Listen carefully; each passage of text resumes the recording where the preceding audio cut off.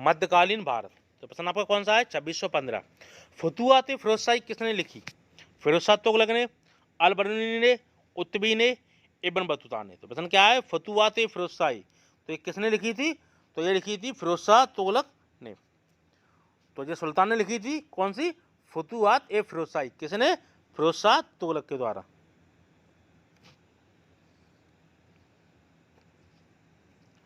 अगला प्रश्न 2616।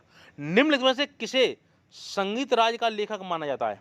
हेमाद्रि को, भोज को, कृष्णदेव राय को, राणा कुंभा को। तो प्रश्न क्या है? निम्नलिखित में से किसे संगीत राज का लेखक माना जाता है? तो संगीत राज का लेखक किसे माना जाता है? तो वह माना जाता है आपका राणा कुंभा को। तो प्रश्न क्या था? निम्नलिखित में से किसे संगीत राज का लेखक माना जाता है? तो किसे? राणा कुंभा को।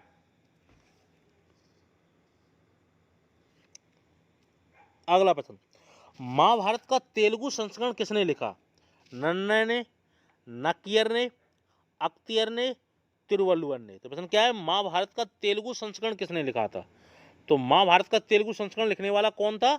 वह था आपका नन्ना है, ऑप्शन नंबर ए। तो महाभारत का तेलुगु संस्करण किसने लिखा था? नन्ना ने।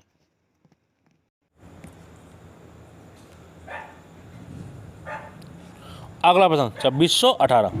पृथ्वीराज विजय के लेखक कौन थे? चंद्रबरदाई, बल्लाल सेन, जयानक भट्ट, मेरुतुंग। तो प्रश्न क्या है? पृथ्वीराज विजय के लेखक कौन थे? वह थे आपके जयानक भट्ट। और पृथ्वीराज रासो पूछी जाए तो कौन था? चंद्रबरदाई। दो पुस्तक हैं, एक तो पृथ्वीराज विजय है और पृथ्वीराज रासो है। तो पृथ्वीराज विजय किसकी है? जयानक भट्ट की। और पृथ्वीराज रासो पूछ लिया जाए वो किसकी है? वो है आपकी चंद्रबरदाई की।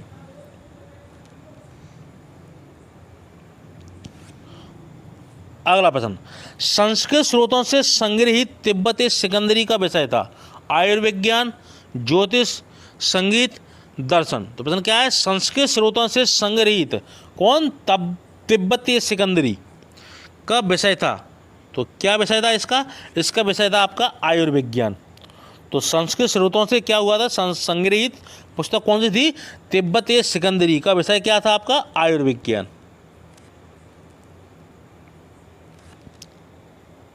अगला प्रश्न 2620।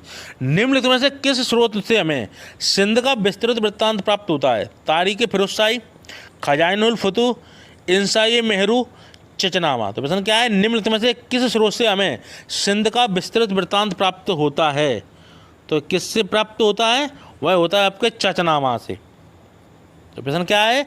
निम्नलिखित में से किस स्रोत से हमें सिंध का विस्तृत वृत्तांत प्राप्त होता है? तो किससे होता है? चचनामा से।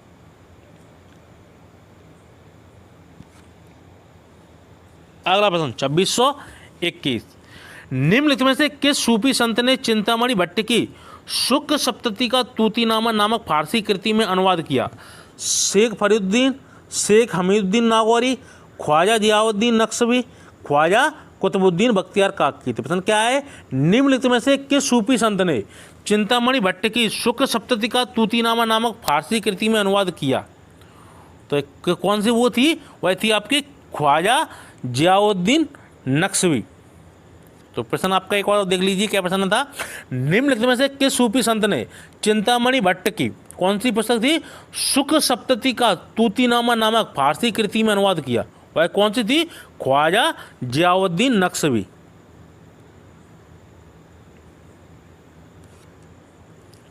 अगला प्रश्न, निम्न भाषाओं में से किस भाषा को दिल्ली के सुल्तानों ने संरक्षण प्रदान किया?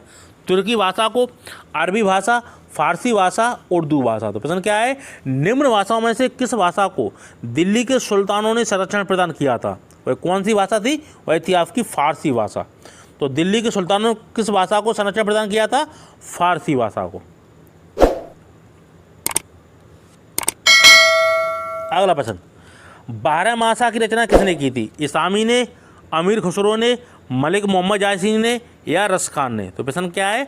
12 मासा की रचना करने वाला कौन था? तो 12 मासा की रचना किसने की थी? वह की थी आपकी मलिक मोहम्मद जायसी ने। तो मलिक मोहम्मद जायसी का एक ग्रंथ भी है, कौन सा है? पद्मावत, प्रसिद्ध ग्रंथ है पद्मावत। लेकिन 12 मासा की रचना किसने की थी? मलिक मोहम्मद जायसी।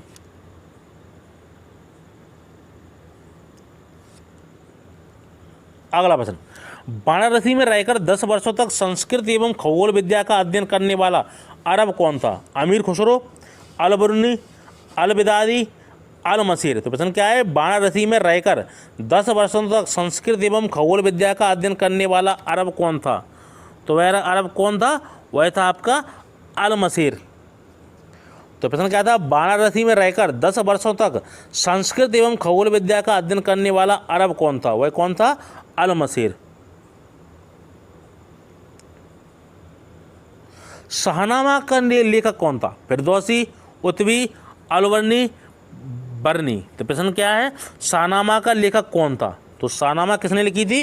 वह लिखी थी आपकी फिरदौसी ने। तो शाहनामा जो पुस्तक प्रसिद्ध पुस्तक है वह किसने लिखी थी? फिरदौसी ने। अगला प्रश्न 26 रामचरितमानस नामक ग्रंथ के रचयिता थे? वाल्मीकि, तुलसीदास, सूरदास, वेदव्यास। तो प्रश्न क्या है? रामचरितमानस नामक ग्रंथ के रचयिता कौन है? तो रामचरितमानस किसने लिखी थी? वह लिखी थी आपके तुलसीदास ने। आप सभी को पता है कि रामचरितमानस के लेखक कौन थे? तुलसीदास। और रामायण की बात करी जाए तो रामायण किसने लिखी थी? वाल्मीकि ने। ठीक है, तो रामचरितमानस किस भाषा में है? आपकी अवधी भाषा में है। और रामायण किस भाषा में लिखी गई थी? आपकी संस्कृत भाषा में लिखी गई थी। तो तुलसीदास से कौन सी ग्रंथ लिखा था? रामचरितमानस। अगला प्रश्न निम्नलिखित हिंदी रचनाओं में से कौन सी पहले लिखी गई थी? पद्मावती, इंद्रावती, मधुमालती, मृगावती। तो प्रश्न क्या है? निम्नलिखित हिंदी रचनाओं में से कौन सी पहले लिखी गई थी? वह कौन सी रचना थी? वह थी आपकी मृगावती। Option number D. तो निम्नलिखित हिंदी रचनाओं में से कौन सी पहले लिखी गई थी? वह कौन सी लिखी गई थी? मृगावती। अगला प्रश्न निम्नांकित में से किसने रामायण का बांग्ला रूपांतरण प्रस्तुत किया? यानी कि रामायण को किस भाषा में लिखा था? बांग्ला में उसका अनुवाद किया था। वो कौन था? कृत्तिवास, विद्यापति, मालाधर बसु या चंडीदास। तो प्रश्न क्या था आपका? निम्नांकित में से किसने रामायण का बांग्ला रूपांतरण प्रस्तुत किया? तो किसने किया था? वह किया था आपका कृत्तिवास ने।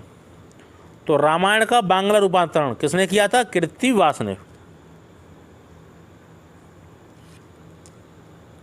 अगला प्रश्न 2629 निम्नलिखित में से किस संस्कृत ग्रंथ में पालों के इतिहास का वर्णन है? रामचरित, प्रबंध चिंतामणि, संस्कृत संकीर्तन, विक्रमादेव चरित। प्रश्न क्या है? निम्नलिखित में से किस संस्कृत ग्रंथों में पालों के इतिहास का वर्णन है? तो पालों का किस में वर्णन है? तो वह है आपके रामचरित में।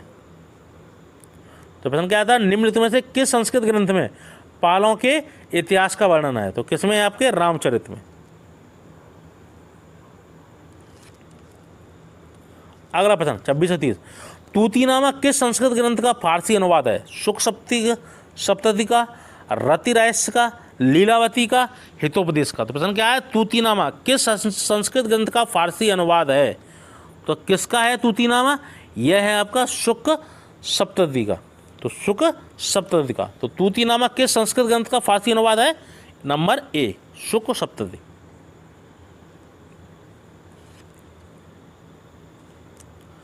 अगला प्रश्न 2631 निम्नलिखित कथनों पर विचार कीजिए। जैनुल आबदीन द्वारा पूरी की गई कश्मीर की जामा मस्जिद की प्रभावकारी विशेषताओं में शामिल है? कौन कौन सी? बुर्ज, बौद्ध पगोडाओं में समानता, पैगोडाओं में है ना, फारसी शैली। तो उपरोक्त क्रम से कौन से सही है? तो 2631 प्रश्न क्या था? कौन? जैनुल आबदीन द्वारा पूरी की गई कश्मीर की जामा मस्जिद की प्रभावकारी विशेषता में शामिल है। तो वह क्या क्या शामिल है? वह है आपके बुर्ज, बौद्ध पैगोडाओं में से समानता और फारसी शैली। तो आपके तीनों मिलान है। तो आपको ऑप्शन नंबर है इसमें 1, 2 और 3। तो जो बौद्ध पैगोडा होते हैं उससे भी समानता मिलती है, फारसी शैली भी है और बुर्ज की भी विशेषता है। अगला प्रश्न 2632 किताबुल हिंद रचना के प्रसिद्ध लेखक का क्या नाम था? मिनाज सिराज, हसन निजामी, अलबरनी, शमसे सिराज आफेक। तो प्रश्न आपका क्या है? किताबुल हिंद रचना के प्रसिद्ध लेखक का नाम क्या है? वह है आपके अलबरनी। तो किताबुल हिंद किसने लिखी थी? अल-बरूनी ने। अगला प्रश्न, काव्य विव्यक्ति के रूप में उर्दू का प्रयोग करने वाला पहला लेखक था? मिर्जा गालिब, अमीर खुसरो, बहादुर शाह जफर, फैजी। तो प्रश्न क्या है? काव्य विव्यक्ति के रूप में उर्दू का प्रयोग करने वाला पहला लेखक, तो कौन था उसका पहला लेखक? तो वह था आपका बी, अमीर खुसरो। तो काव्य विव्यक्ति के रूप में उर्दू का प्रयोग करने वाला पहला लेखक कौन था? अमीर खुसरो। अगला प्रश्न, मध्यकालीन हिंदी साहित्य के किस मुसलमान कवि ने अनिवार्यतः हिंदू पौराणिक नायकों पर काव्य रचना की? रसखान, कुतुबन, मुल्ला दाऊद, अमीर खुसरो। तो प्रश्न क्या है? मध्यकालीन हिंदी साहित्य के किस मुसलमान कवि ने अनिवार्यतः हिंदू पौराणिक नायकों पर काव्य रचना की? तो वह किस पे की थी? तो वह की थी आपकी ए, रसखान पे। तो प्रश्न क्या था? मध्यकालीन हिंदी साहित्य के किस मुसलमान कवि ने अनिवार्यतः हिंदू पौराणिक नायकों पर काव्य रचना की? किसने की थी? रसखान ने। तो रसखान किसके कवि माने जाते हैं? भक्ति रस के कवि माने जाते हैं। अगला प्रश्न, चैतन्य चरितामृत के लेखक थे? माधव, बसवेश्वर, रामानंद, कृष्णदास कविराज। तो प्रश्न क्या है? चैतन्य चरितामृत के लेखक थे, तो वे कौन थे? वह थे आपके कृष्णदास कविराज। तो पुस्तक कौन सी थी? चैतन्य चरितामृत के लेखक कौन थे? कृष्णदास कविराज।